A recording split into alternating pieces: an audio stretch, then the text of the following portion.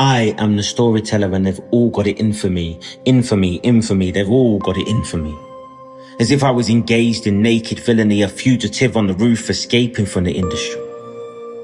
But there's a million ways to stay on the run, and chasing shadows like the rays of the sun. I was made in a dungeon. Now I share non-fiction on the stages of London, full of rage I'm encompassed.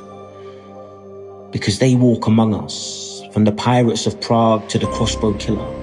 They could exist in the margins of a Moscow thriller. What lies beneath, when they're walking away, from a murder in a red light on the ordinary day, I'm talking to the pages. She was making allegations, but they ignored her for ages. And the pain was torn from her chest and regurgitated in her diary. And somehow they missed it when they were making their inquiries. The reign of Aphrodite nearly came to an end when she was laid there in a nightie. She was the girl for the job, in a fight for the truth. Who was the man behind the crime? She recognized him by his shoes. When she was blinded and confused, paranoid after dark with the myths and the misdeeds, the paranormal spell cast with their tricks under their sleeves, spending 24 hours in police custody, then immediately released and set free. She said, he's dead to me. If only I knew he was a killer in the making. They said we don't know for sure, and she could have been mistaken. Would it be an ice-cold case, a murder without end? Was he searching for revenge?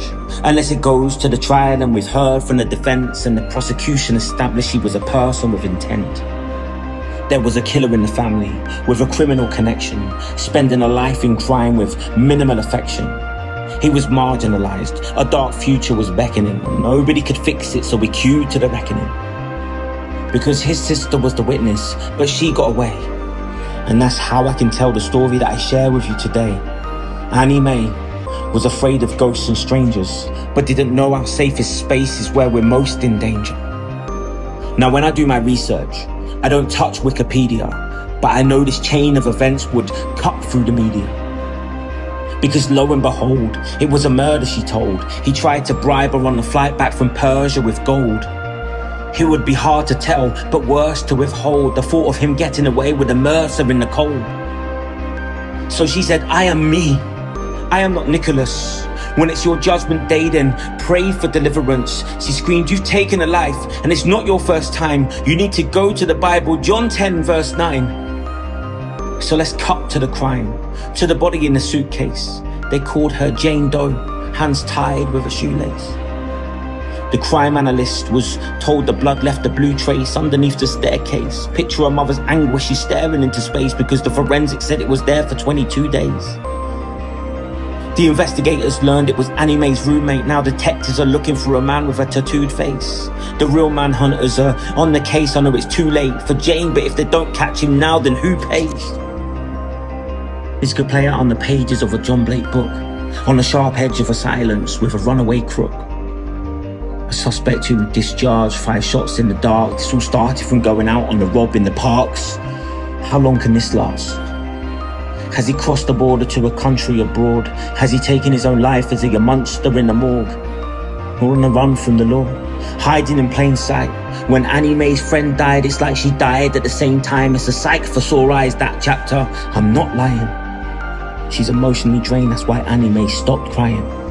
She's gone from being wrongly accused in an incident room to being heard as a victim who was innocently groomed. She grew up as his sister who was triggered by his mood, his behavior increasingly uncivilized and crude. Like a phoenix, Annie Mae will rise from the ashes, and her statement will counteract his lies when they catch him. Will you try to imagine? They found a DNA sample that finally matches. Tied to 6 silent killings in Ireland, he vanished until he was injured in an altercation.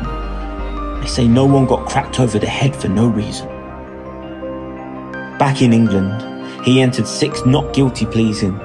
He looked over at his sister desperately pleading. But the dispatches from a crime reporter in court said the judge came down with the full force of the law. One side of Annie Mae said, no one does this. The other side said, be a witness for love and justice. In a rare TV interview when she came home, she said, this is dedicated to every single Jane Doe.